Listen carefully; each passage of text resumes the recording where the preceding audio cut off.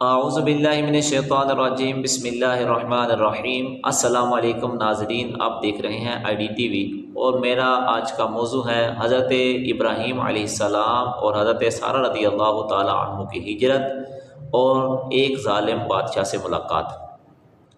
روایت میں آتا ہے کہ حضرت ابراہیم علیہ السلام اور حضرت سارہ رضی اللہ تعالی عنہا نے فلسطین کی طرف ہجرت کی۔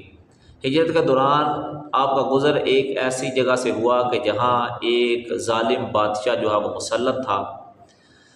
تو لوگوں نے اس بادشاہ کو بتایا کہ یہاں ایک شخص آیا ہوا ہے جس کے پاس ایک عورت ہے جو تمام لوگوں سے زیادہ حسین ہے۔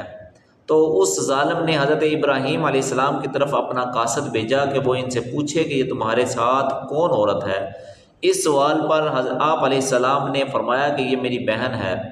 پھر آپ علیہ السلام حضرت سارہ رضی اللہ تعالیٰ عنہ کے پاس آئے، ان سے کہا کہ اگر ظالم کو پتہ چل گیا کہ تم میری زوجہ ہو تو وہ جبراً تمہیں مجھ سے چھین لے گا۔ اگر وہ تم سے سوال کرے تو اس کو خبر دینا کہ تم میری بہن ہو، اس لیے کہ اسلام میں تم میری بہن ہو، کیونکہ روئے زمین میں میرے اور تمہارے علاوہ کوئی مومن نہیں۔ اس ظالم نے حضرت سارہ رضی اللہ تعالیٰ عنہ کے پاس اپنا قاصد بھیج کر ان کو اپنے پاس بلا لیا۔ تو حضرت ابراہیم علیہ السلام نے کھڑے ہو کر نماز ادا کرنی شروع کی۔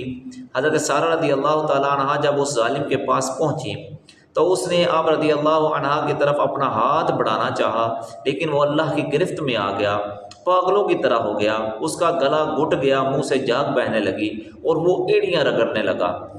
اس نے حضرت سارہ رضی اللہ تعالیٰ عنہا کو کہا کہ تم میرے لیے دعا کرو، میں تمہیں تکلیف نہ پہنچاؤں گا۔ تو آپ رضی اللہ تعالیٰ عنہا نے اللہ تعالیٰ سے دعا کی، وہ ٹھیک ہو گیا۔ اس نے دوبارہ ہاتھ بڑھانے کی کوشش کی، لیکن وہ پہلے کی طرح رب تعالیٰ کی گرفت میں آ گیا، یا اس سے بھی زیادہ اس نے پھر حضرت سارہ رضی اللہ تعالی عنہا سے دعا کرنے کی درخواست کی۔